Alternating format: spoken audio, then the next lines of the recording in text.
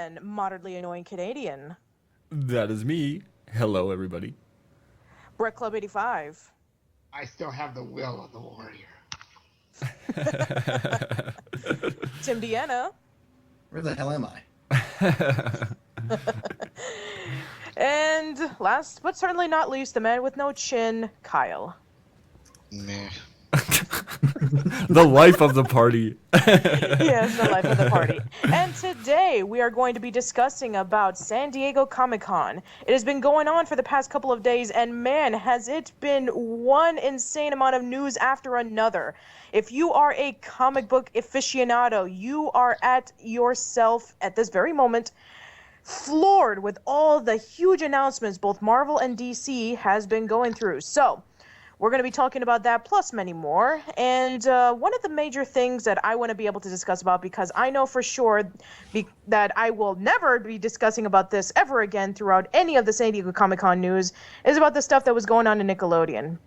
Like, for starters, they had just recently announced the clip and the release date of Legend of Korra Season 2, which will be coming in September. I know that Tim is actually really excited about this. Yeah, I am. Yeah, it's been a while since we've seen Legend of Korra on Nick, and I'm pretty sure most fans are eager to see what happens next. I know I am. Oh, definitely. And from the looks of the trailer and the 3-minute clip that was shown on Nick.com, man, they're kicking off this season with a bang. I need to watch that after this, because I haven't had a chance to see it.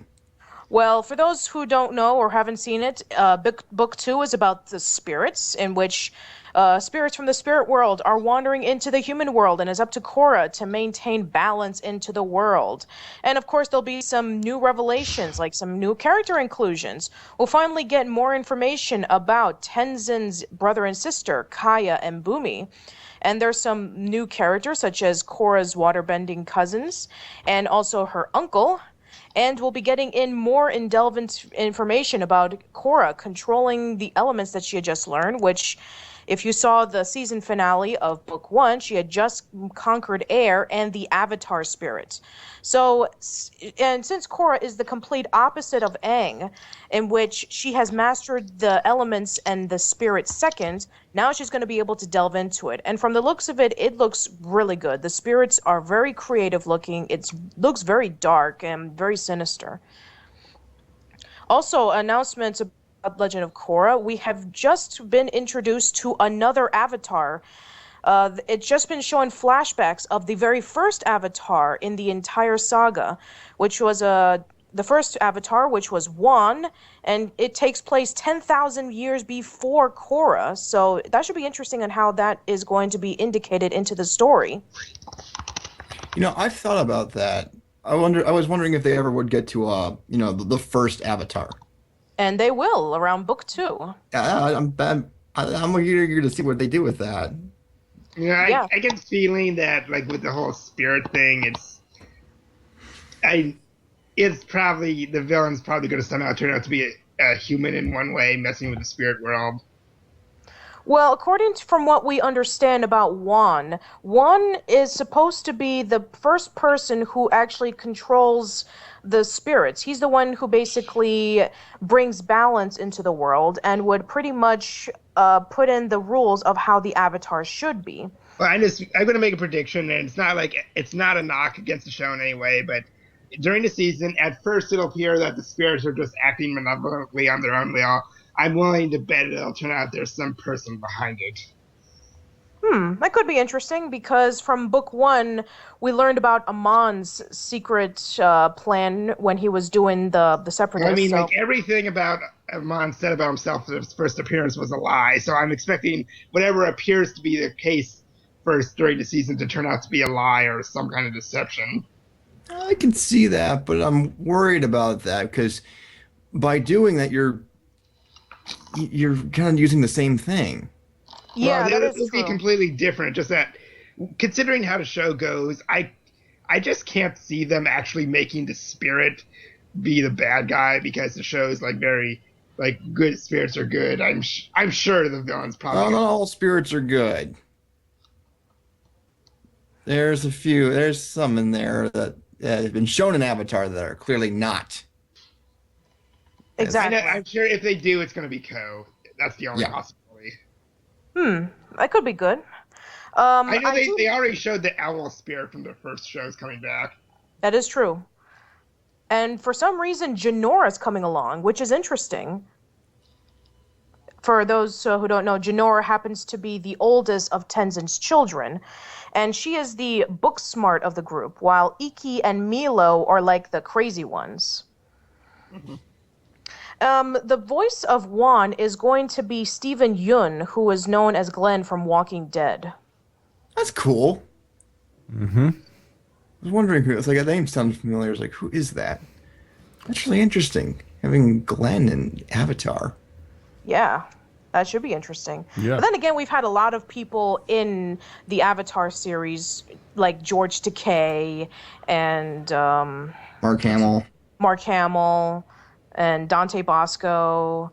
So The guy from Final Destination 5. yeah, that guy. And also David Faustino, who was Bud on Married with Children. So yeah, we've had a eclectic amount of people who have voiced in Avatar. Anyways, speaking of, But what you people really care about is the comic book news, don't you, people? No, we care Yeah. about the Nickelodeon news. yeah, might as well. This is a lie. because This is all about Avatar. Yeah, because trust me, Tim is planning on doing another one on San Diego Comic-Con, and this is probably the only time in which I will ever talk about this. So yeah, a lot of people from Nickelodeon were able to show up. Like Craig Bartlett was there. He was the writer on Rugrats and the creator of Hey Arnold. Let's see who else was there. Will McRobb and Chris Viscardi. They were the creators of The Adventures of Pete and Pete and Kablam. They're currently the executive producers of the new Nicktoon, Sanjay and Craig. And a couple of other people. They were announcing like various amounts of things, like Craig Bartlett's very new Nicktoon. This is the first Nicktoon that he has created ever since Hey Arnold, and it's called Sky Rat. Sky Rat is a Nicktoon, which is about a rat who has amnesia, and he wakes up and he's cared for a bunch of pigeons. And the rat dreams of being able to fly because they're known as pigeons are known as rats in the sky. So it should be interesting where that comes along, because the last show that Craig has created was Dinosaur Train. So we'll just see how he does with this new program. And Cool. let's see, Will and Chris were discussing about Sanjay and Craig, and there was also the new Nicktoon that is going to be coming out called Breadwinners. So Breadwinners is going to be coming out this fall, and also we have some TMNT news regarding about information about season 2. As you know, even though this was already leaked early, that the people who voiced the original Turtles are going to be interacting with the new voices of the Turtles. There's a couple of other information, like Josh Peck voicing as Casey Jones, and some rumors of Mutagen Man and various amounts of other mutants that are going to be coming in for the rest of the series. So, so definitely stay tuned for that. There should be a lot more news coming about with this one. So, all right, now that I'm done with the Nickelodeon stuff, now we can get to the other stuff, the comics. And I know you're all going to go crazy for that. So who wants to start with the comic stuff? Can I say something before we get into the comic stuff? Go ahead. I'm not a comic reader, mainly because I grew up and I really didn't have any to really get into. The one and only comic that I really read as a kid was the one with Silver Surfer being pulled into the black hole, as it were. So you guys talk about it, and I will listen and learn. Okay. Now, how do you want to do this? Do you want to go in the matter of news importance or when it came out? Importance. Yeah, importance. Okay, importance. Well then, unless you have any objections, I can segue into this if you would like. Please do so. Yeah. I was like, is that a problem? Are you offended? No, not at all. I'm not offended. Okay. Well, I think the big news is that everyone's been talking about. I mean, there's a lot, but the big one came yesterday at the Warner Brothers Legendaries panel. Everything was going on. They had stuff about Godzilla and The Edge of Tomorrow and film I can't recall. It was I know important, that maybe. I know that they announced a director for the World of Warcraft movie. Yes, Duncan Jones will be directing the World of Warcraft film. I was surprised to see that they are doing a WoW film and Duncan Jones is directing. Yeah, you had that. But all that failed in comparison at the very end when Zack Snyder walked on stage and he announced the Man of Steel sequel. And he brought up Henry Liger, I can't remember his name, Henry. Oh well, anyways, we brought someone up to talk about it, and then they announced that the next film with Superman will feature Batman. So we're getting world's finest. You know, when we did the Turbo podcast after we got done with that, I said that before they do a Justice League movie, they should maybe do World's Finest as a warm up. You know, now that they're actually doing it, my thoughts have kind of done a complete 180. Well, here's how I feel about it. It's something that I'm excited about, but I'm also very concerned because I was thinking, I think a week or so back that, or actually even more so, that the best solution, the best idea that Warner Brothers and DC could do is get World's Finest. Just do a movie with Superman and Batman, and that would be an easier way to introduce them. And so we don't have to go through another movie with Batman or another movie with Superman. Granted, we have Man of Steel, but we could do that, and it'd be an easy way to get in the Justice League. So they're actually pulling off a good decision with this. The problem is that it sounds like this is going to be a direct sequel to Man of Steel. So there's just so many things that we have to worry about because I guess people were expecting to see, you know, a sequel with Lex Luthor and seeing where that goes. But now we've got Batman, and now it sounds almost like it's Man of Steel 2 starring Batman, and that's what I'm worried about. And also the fact that they didn't really confirm any other properties. No. It's been rumored that after this, it will be a Flash film in 2016, and the Justice League film will be hitting theaters in the year of 2017. Yeah. That's what's rumored. Would it be an exaggeration to say that the failure of Green Lantern pretty much killed any chance of a non-Batman or Superman DC movie? A little. Yeah, also you have to consider that even the only times in which DC has gotten to be really big are its other non-properties such as V for Vendetta or Watchmen. Yeah. I didn't even realize those were DC at first. Yeah, they were. They're just more underground. Yeah, like V for Vendetta, it's actually labeled with Vertigo, which is just a section of DC Comics. Yeah. You know, it's like, and I have nothing against the company. I like plenty of their properties, but should DC just not do movies and just stick to animation? You would think on principle they wouldn't, but I hope not. honestly, it would be a bad business move because they know where people are going to the movies. People are going to the movies for the superhero films. It's essentially just that big genre now. It really is. Yeah, to not do it would be silly. Oh, maybe They're just just make theatrical length animated ones because I mean, I would like to see that eventually. That'd be kind of cool. But yeah. And besides, they really want to match with Marvel, who have done such a terrific job at handling their films and getting these stuff together. And now DC has realized that for years they've dropped the ball, and now they finally come to a head where they need to go. Well, now we can, now we need to do our own movies. We need to bring our movies together. We need to do Justice League and all that. Well, Yeah, the but fact the that they're problem- wanting to rush Justice League, and heck, even this World's Finest really reeks of rushness to me. Yeah, it is because they're aiming for a 2015 release. It's not even the release date. It's just the fact that they went straight from Superman to add Batman in. Yeah. People are saying that they're worried that another Superman film, or they're just having Superman would be bad, so they're bringing in Batman. And yeah, it causes me to be concerned, but I still have to, I have to compliment them for doing this move because I felt like that was the best decision to go with.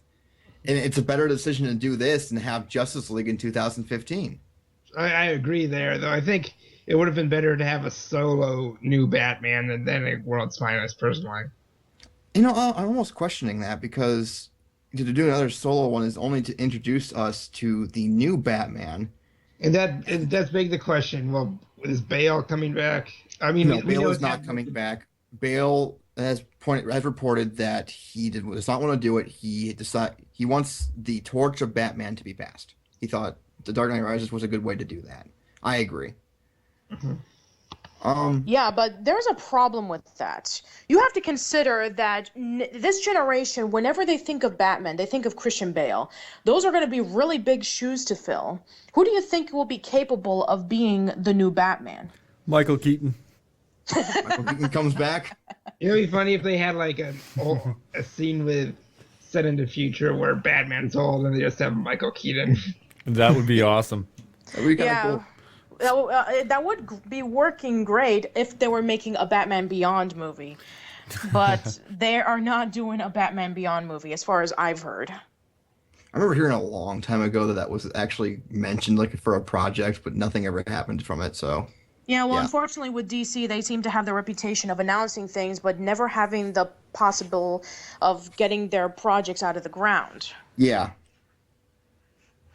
So, as for me, I was a little bit excited about it, but then at the same time, I was very skeptical about it because I know that DC is definitely wanting to go in competition with Marvel to make their movies, but the problem is that Marvel is releasing original movies as opposed to going back to making like an Iron Man 4 or something like that.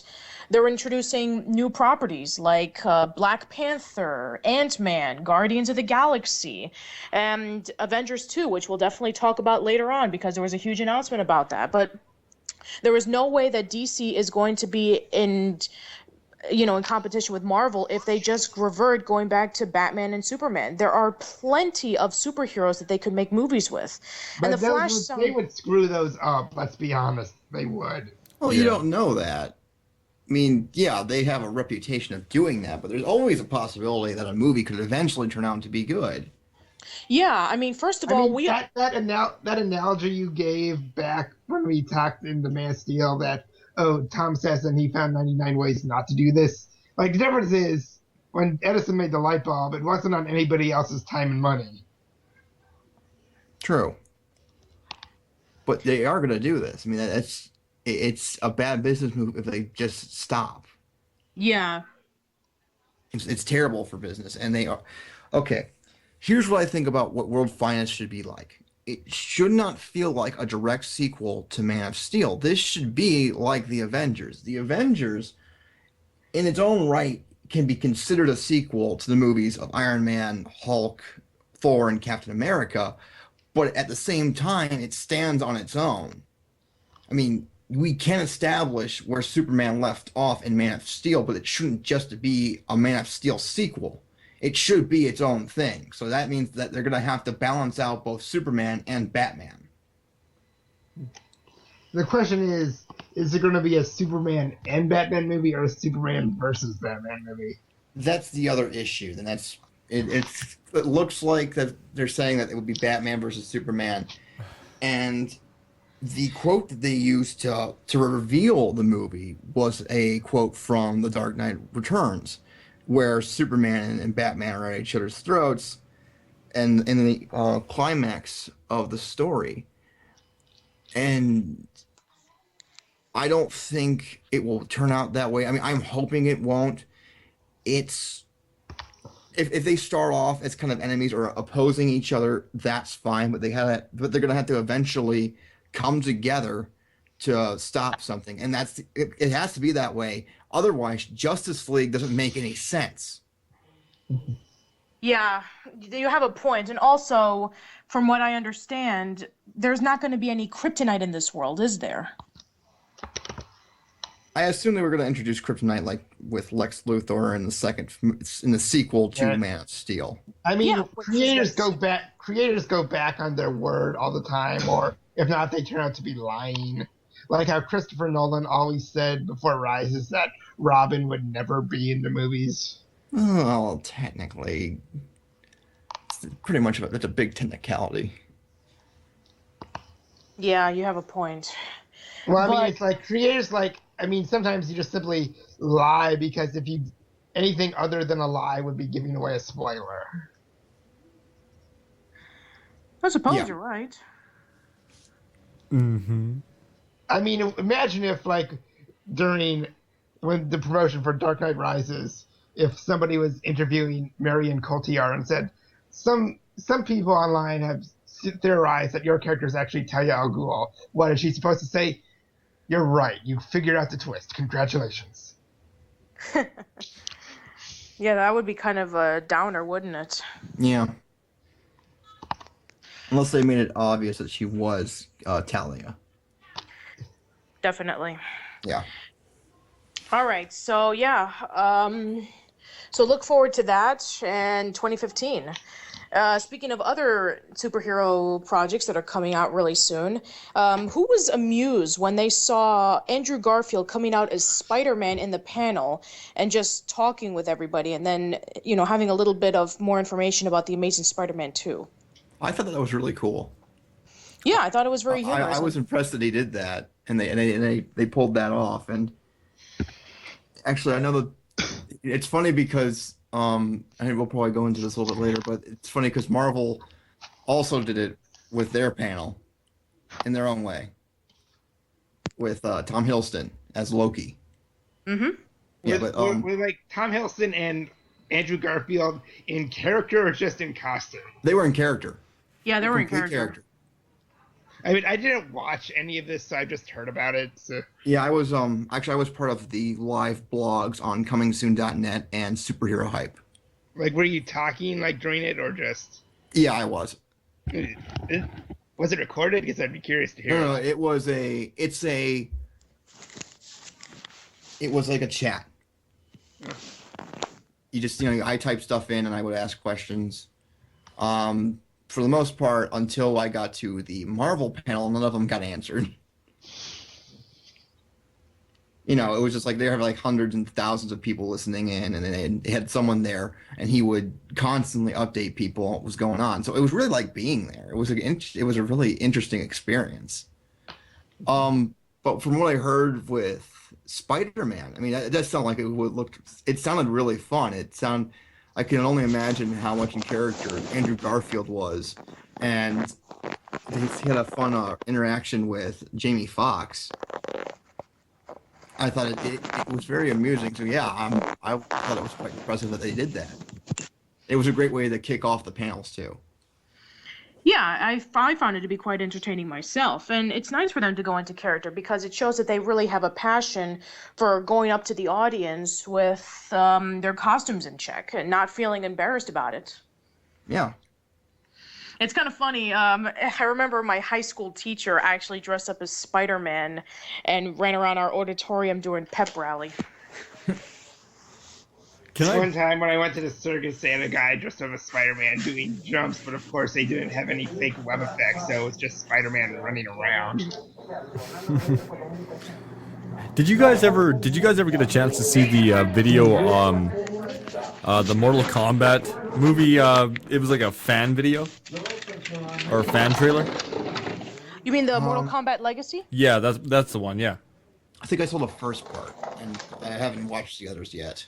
No, either have I. What did you guys think of that? Do you think it would be a good idea to kind of try to bring that back again? Well, I've caught glimpses of season 1, and it's actually pretty decent. They announced on season 2, and on San Diego Comic-Con, they were announcing a season 3. They were announcing Goro being in there, and also there might even be a Legacy movie coming out. Okay. It's interesting. Yeah, not bad. I'm surprised for how far that series has come. Yeah, it's actually gotten to be this generation's Mortal Kombat movie. Not, of course, Armageddon, because that movie sucks, but... Yeah. But yeah, I'm glad that Mortal Kombat came back in full force. We had the video game first, and then we had the Legacy series online, and it's getting a lot of popularity, and it deserves it. Ed Boon and the guys at NetherRealm have worked really hard on making Mortal Kombat relevant again, which is commendable. In a day of first-person shooters, fighting games were kind of like hit and miss over the years. So Yeah. with Street Fighter and Mortal Kombat out, it's nice to see them back again. And who knows, maybe we'll get Killer Instinct. Admittedly, like Yeah. both fighting games and first-person shooters, I was never really into either of those genres. I really want to see the kart racer make a comeback. That'd be nice. They'll just have to put in some more variety and have like a major marketing character that can be able to broaden it out. I mean, I still say that I know this probably won't ever actually be made, but I was only half joking when I said I wanted a Sly Cooper racing game. I think it could be done. Probably. But then again, Sly Cooper wasn't really much in racing per se. Well, I mean, there were Crash some Bandicoot wasn't. Mario wasn't. true, and neither was Jack, but yeah, if they do it right, I suppose Sly Cooper can do it. But now that Sly Cooper is being done by Sanzaru, do you think they can do race kart? Maybe. I mean, sure. I mean, I think they could do it. I mean, you could put any genre, any established franchise in a kart racer. Hell, South Park got a kart racer. We don't mention that here. We don't mention that here at all. I can't see Mortal Kombat kart racing. I'm sorry. There actually is a Mortal Kombat kart racing game. God damn it. Sorry, there's actually a Mortal Kombat racing game, and there's Mortal Kombat chess. Okay. Well, chess combat's awesome. Yes. Okay. I can't imagine a Resident Evil kart racing game. Okay, you got me there. I've never heard of a Resident Evil. I don't think there's one ever made. I really don't think it would work. I would play it. I know you would, John.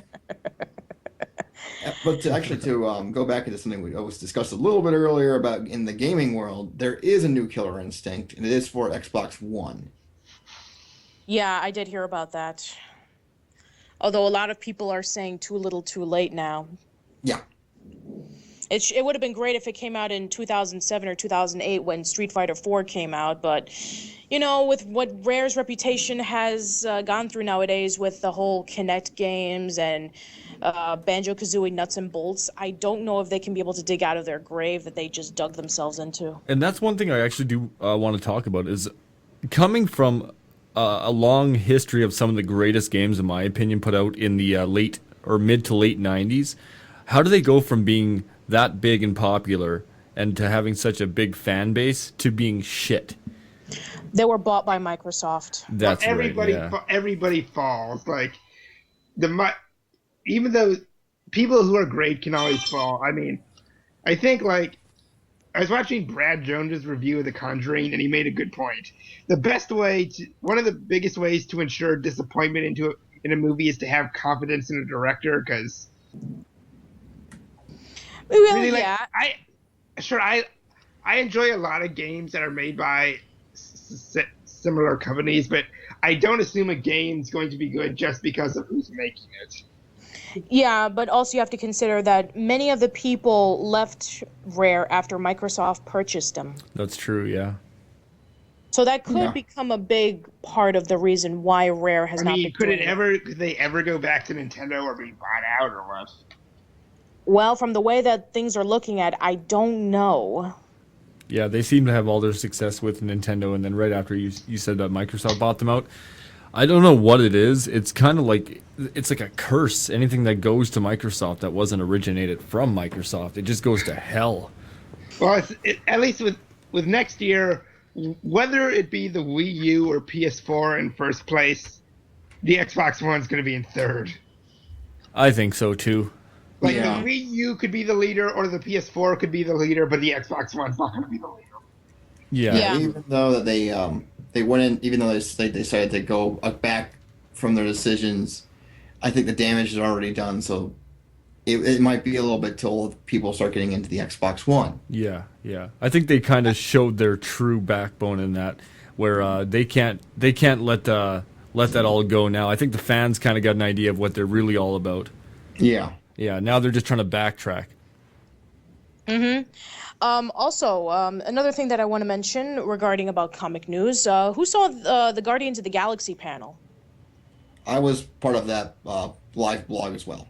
It's looking really interesting, and Karen Gilliam, she shaved her head for the role. Yeah. Now that right there is dedication to a role. with the Marvel panel, I'm not sure which movie I'm looking forward to now because they all sound like they're gonna look. They sound like they're gonna be fantastic. But I guess I'm leaning more towards Guardians of the Galaxy because from what I've heard from the footage, it sounds like it's fantastic, and it's it's the different one among the group. And because you don't know about the Guardians of the Galaxy, but as I hear about this stuff, I want to know more. And they're bringing all these elements into this film, and I want to see where they go with it. And if it does well, it's going to really open the doors for the Marvel Cinematic Universe. Yeah, I think so too. And Well, at the same time, if it doesn't go well, like, they're probably obviously the cinematic universe will continue, but they just probably won't do a sequel. Mm-hmm. Probably. Yeah. yeah, probably. Like, I think at this point, Marvel could afford one flop. Yeah, but here's the thing though. They did. They had with the Hulk wasn't a good movie in my Yeah, opinion. that is true. Hulk Yeah. didn't really get the money that it was expecting to. Well, You're right. yeah, the first one was just a sleeper. Like the music, the score they decided to go with in that movie, it just ruined it. Like in my opinion, and a lot of Marvel and comic book movies, they need a good score, or it can ruin it. In my opinion, anyway. I don't Yeah. know. I like Curtis Armstrong's score to that film. There's pieces in it I like. Oh, I mean, not to put him down in particular, but to suit the film itself, I didn't find, for me, it didn't work. Okay. It's I just thought like the how cinemat- you can think some composers are good, but at the same time think they don't belong in a particular genre. Yeah. But sometimes I mean- they surprise you. I mean, I True, like yeah. Hans Zimmer, but I couldn't see Hans Zimmer scoring a slasher movie, you know? No, and I think a good example is I don't know about you guys, but I really liked the original Resident Evil movie. I thought it was good, the first one, and a lot of the scoring was done by Marilyn Manson of all people. To think that he would actually go into film and do that, but it really did help make the movie, in my opinion. And then after that, you'll notice that they started using different artists to do the films, and from that point on, they just got worse and worse. So I think that might, to a certain degree, have something to do with the fans losing touch with the films. What do you guys think? I think the fact that it had nothing to do with the video game is what got a lot of the people having mixed reactions with it. Which makes me wonder about that Need for Speed movie they're doing next spring. That tends to be an issue with video game films, is that fans expect them to kind of follow the game, and sometimes, and I don't know how it happens, but in production it just changes into something else. Now, in the case of Resident Evil, the one that I like is Resident Evil Apocalypse, because that is one that plays fairly close to the story of Resident Evil, and it plays with a lot of different elements. I think that one nailed it. Yeah, I thought There's it this was pretty thing- good too. There's this thing I've noticed more often on YouTube now is when people would take all the cutscenes of a video game and maybe some gameplay footage and edit them together to make a movie of the game. That's where video games have gone to lately. Video games have almost become like an art form. Like it's almost as masterfully recognized as film. Like for example, a few weeks ago, many people were considering The Last of Us to be the Citizen Kane of video games. And I don't even. Oh, I'm What sorry. gen- Go ahead. I haven't played that game, so what genre is it? The Last of Us is a third-person action shooter stealth kind of game. It's by Naughty Dog, the same guys who created the Uncharted series. It takes place in a apocalyptic world where these parasitic creatures have pretty much taken over, and there's a handful of humans left. And it involves with this protagonist named Joel, who has to protect this little girl named Ellie, who might be the cure to this big disease that has been going on, taking over humans' mind, making their minds all parasitic. You ever Brought seen to you by the people who made Crash Bandicoot?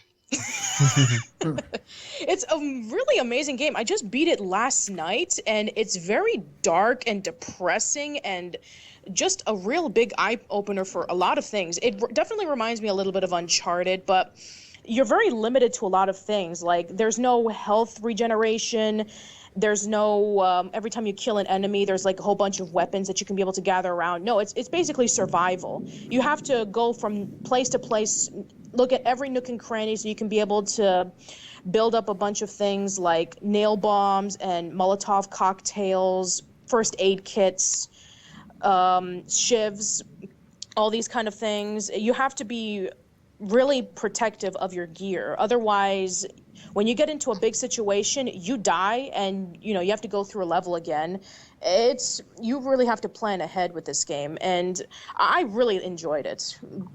Mm-hmm. I have not played it yet, so I don't know. Oh, It sounds interesting, I would highly recommend anybody to check it out. It's really, really good. A question I have is, I heard somebody ask, is there anything you guys were expecting to see at Comic-Con but didn't get? The Black Panther trailer. I really thought that it was going to be there after it was announced like 2 or 3 months ago. Well, I don't think that movie is even coming out till 2016. Yeah. I know, but there could have been a little bit of an announcement or something. Like, Black for example, Panther did you even expect the Batman Superman movie? Well, it's if what they say is true, it's only about 2 years away. So Yeah. What about James Rolfe? Was he there? In Comic-Con? Yeah. I don't know. I'm not sure. I know, Tim, like you said, you still didn't get the Godzilla teaser. No, I did not get the Godzilla teaser. The only trailer that I know that's been released online from Comic-Con is The Hunger Games Catching Fire. Oh, I saw that one as well. Yeah, and but with Godzilla, yeah, I really want a teaser for this film. I thought the best move for this would have been Pacific Rim. It was perfect marketing. But from what I've heard from Comic-Con, there was footage, and it sounds fantastic. They featured one monster, and then it featured Godzilla, who's apparently massive in this movie. It seems like they're playing with the Godzilla elements, and I'm happy for that. I really want to see stuff for this movie. I really do. Yeah, I'm hoping that I hope that it really exceeds my expectations, because the last Godzilla movie that we got in America wasn't exactly the best. And especially since, like, not trying to be cynical here, but since Pacific Rim is kind of underperforming, maybe they're kind of losing confidence in the Godzilla movie. No, they're not. Definitely, trust They're me. plugging that thing like crazy this week for Comic-Con. They're not losing faith.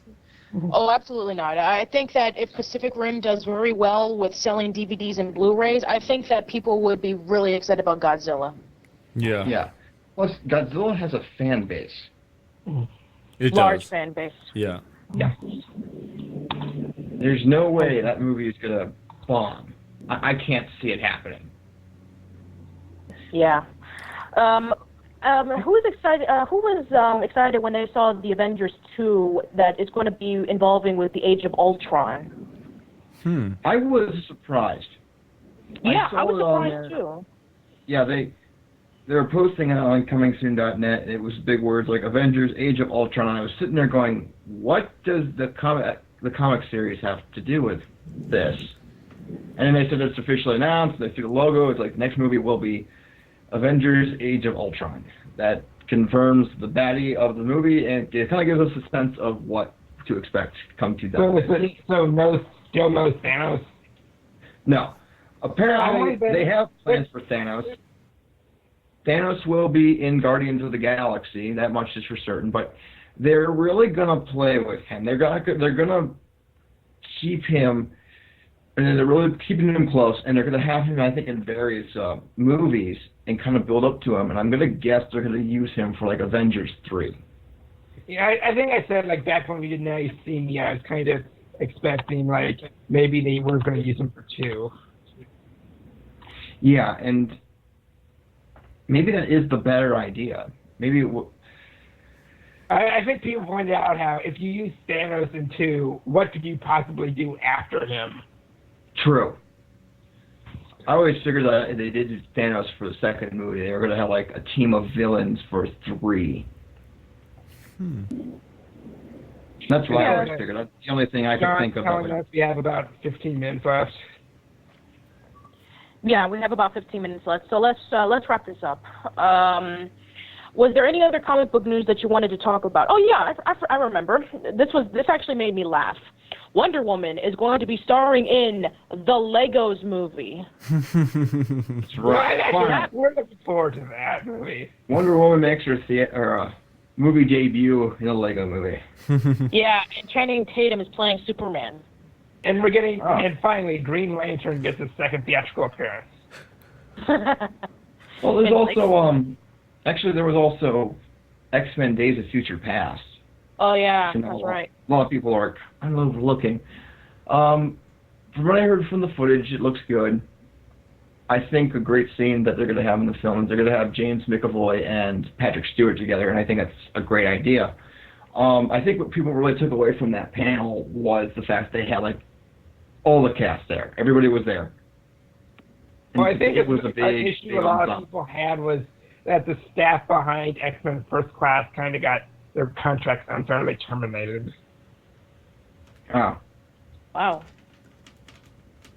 That's Like quite- the writers, I think, or directors was like, if somebody like had a 3-film deal, but then they just terminated that. Interesting. So, has anybody seen the Wolverine movie? It comes out this week. I should be able to make the podcast for that. I'll be seeing it on Okay. Thursday. Yeah. Yeah. And let's be fair, it cannot possibly be worse than Origins. I liked Origins. I stand alone, apparently. My best friend in real life actually considers Origins to be his favorite superhero movie. Really? Okay. Interesting. I wouldn't go that far, but I can't really go into Origins because of this week, and my feelings on it will be revealed. So yeah, I can't say anything yet. Okay. It's Fair interesting enough. how the Origins video game is even more praised than the Origins movie. That is weird. It's like with GoldenEye, in which it's just as praised as the movie. I think James Rolfe pointed out a formula in his videos that the good movies always make the bad video games, and the bad to okay movies make decent video games. Yeah. You have a point, Even Jared. though I still like the video game versions of the first 2 Raimi Spider-Mans. You know, I liked Web of Shadows, actually. I thought that was pretty good. I do too. I also like Web of Shadows. Yeah, see, that one held up, I think. Basically because it wasn't based off the film. Well, it's not really based on the film. It's just kind of, I think it's like a weird idea they just came up with. Like, let's put Venom into something and let's give Spider-Man the black suit. You kind of play with choices and stuff like that. But overall, I thought it was fun. I thought the mechanics of the fighting was great. I think so too, yeah. And we saw the little video of Electro for Amazing Spider-Man 2. Oh, yeah. You know, honestly, out of all the superhero stuff coming up in the next 2 years, Amazing Spider-Man 2 is the one I'm most hyped for, honestly. I'm hyped for a couple of them now. So I jump between like the Amazing Spider-Man 2 and then like X-Men: Days of Future Past, and then there's all 3 Marvel films from Phase 2. I don't know. It's like I'm looking forward to Thor this holiday, and then I think Guardians of the Galaxy. I think that's the one that can really be something else. I hope it is. I don't know. I'm looking forward to the next Hobbit movie myself. I like to have a movie I can take a nap to sometime during the week. I'm waiting till we finally get it. It won't be till probably next Christmas at the earliest. I'm still waiting for my Kung Fu Panda 3 here. He's been counting down for it like crazy. Yeah. That movie to me is the wait I'm having for that movie is the wait a lot of you probably had for Avengers or Dark Knight Rises. Well, I'm awaiting the Ratchet and Clank movie coming out in 2015. I don't know about you guys. You know it's what? looking out in 2015. That sounds pretty interesting, actually. Yeah, I like how the company, I like how Insomniac is actually doing the movie, opposed to like somebody else taking over. Yeah. When are they going to do a Conker's Bad Fur Day movie? I want a Sly Cooper movie. Or if Ratchet and Clank does very well, then it wouldn't be surprising if they do a ton of video game movies. Yeah. a Banjo-Kazooie movie? Oh, that's Well, I don't think like after like Rare moved to Microsoft, like after a few more years, I think after Nuts and Bolts, I think they're technically not even allowed to use properties that have been on the Nintendo console before. Mm-hmm. Yeah. And what about Like, the I people think that already downloaded the content? Xbox 360 port of Sonic and Sega All-Stars Racing Yeah. is probably the last game you'll ever see Banjo and Kazooie in. Aw. that sucks. That does suck. You just ruined everybody's day. Yeah. Hey, if it's fast, too bad. Well, should we wrap that up? Should we wrap up the show with that comment? Yeah, let's get out to Dave Chappelle. Wrap it up, Fox. Thanks, Break Club. Way to go. You can call me Dave or whatever. Well, while we wrap up on a very somber note, does anybody have anything to plug right before we conclude this episode? Well, funny enough that we just mentioned Insomniac, because the next game I'll be covering my PS1 tribute is the original Spyro the Dragon. Ah, nice. Yeah. And I would like to plug Break Club's mouth with my thumb because you can't ever talk trash about Banjo-Kazooie again. I'm not saying I dislike it. I'm just saying there's not gonna be another one. Okay. It's like I'm not like if somebody likes the Green Lantern movie, I'm not talking trash. I'm just saying there's not gonna be a sequel. Okay. I'll let that one go then. I still love you. Mario Illinois Canadian, do you have any upcoming projects for this week? I'm always working on something. Nothing special. Actually, who am I kidding? I'm not doing anything. No, stay tuned. I'm going to be doing some more Sabotage Show, a couple more Midnight Special editions. So stay tuned for those. I'm not going to give you any spoilers, but it's going to be a very exciting week, I must say. All right. Tim, what do you have to plug?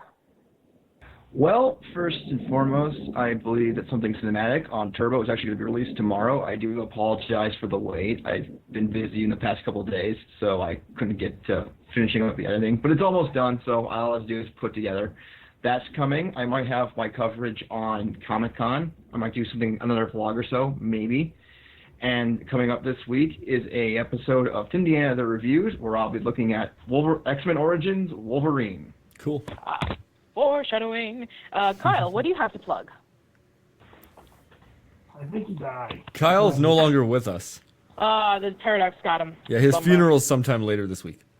Okay. Okay, he found the trap door, and then Yeah. he found the What about other you? dude there. What about you, Patricia? Well, let's see. The things that I'm going to be doing, Brick Club 85 and I are going to be doing a collaboration review on the Nicktoon Cat Scratch since we're in the year 2005. Mm-hmm. And I'm going to be doing a couple of others, like I'm going to be reviewing the movie Yours, Mine, and Ours. And yeah, I'm not looking forward to that. According to Rotten Tomatoes, that is considered the worst Nickelodeon movie, ranked at 6%. Huh. Really? Even Airbender was higher?